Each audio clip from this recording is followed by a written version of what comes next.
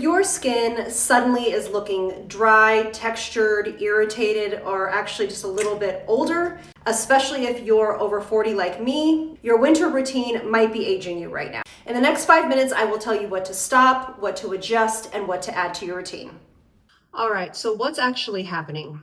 Winter equals heavier products we've used, more occlusive products. Typically more exfoliation in the winter to try to combat dullness. Of course, premenopausal skin leads to a more fragile barrier. And often what feels like dryness is actually inflammation. So you don't need more exfoliation, more harsher products to correct this. You need less chaos. So here's the reset that we're gonna do right now, because spring is upon us. For the next 7 to 10 days, or until your skin naturally glows, doesn't feel tight, you're gonna pull back on all active products. And for the next 7 to 10 days, we are going to focus on calming the skin, hydrating the skin. So you are going to pull back on all active products. So we're gonna switch from prescription strength retinol to a traditional over-the-counter retinol. You're gonna strip back your glycolics, any of your physical exfoliants if you use them, even your mandelics, hydroquinone, etc. We're gonna focus on hydration and barrier repair. If your skin is angry and not functioning how you want it to, you stabilize it, you don't fight it. So the first step is always gonna be cleansing. A milky cleanser, you don't need anything harsh with actives.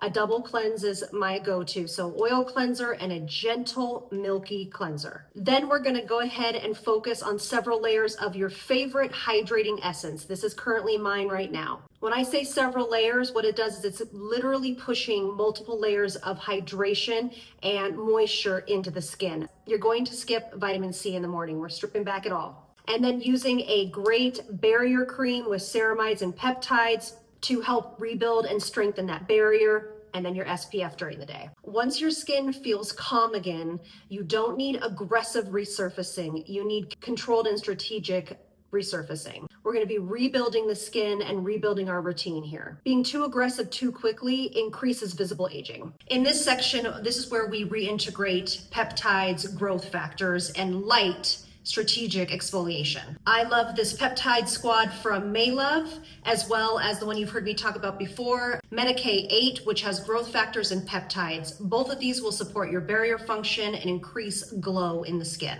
Now, when we talk about strategic resurfacing, I'm not a big fan of manual exfoliation. I love to start this phase with something that is very, very gentle. This has papaya enzyme in it, which is the Tatcha rice powder, or these pads. These pads have glycolic, a little bit of lactic in it. I will put more product recommendations in the description box for different pads you can use. So you're going to be doing this every couple of days. So maybe 2 to 3 times a week, you're going to be using these products. If you're a beginner and want to start slow, go here. If you are more advanced and want to start right off a little bit more of a strategic exfoliation with actives, then you can go into your pads. 2 to 3 times a week, you should be good to go.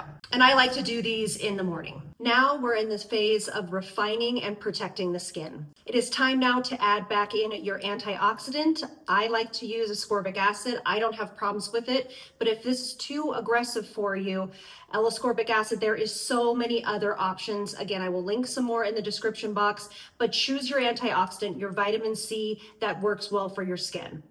Used in the morning. Vitamin C, as you know, is going to be important for environmental aggressor protection for the skin, to inhibit pigmentation to get worse or to create new pigmentation, because we're going to have more exposure to sun during this season. So that is going to be also very important. And the last is going to be your SPF. SPF is your first safeguard for barrier protection, pigmentation control, and overall healthy skin. If you nail this right now, your skin will look better in May than it does right now, I promise.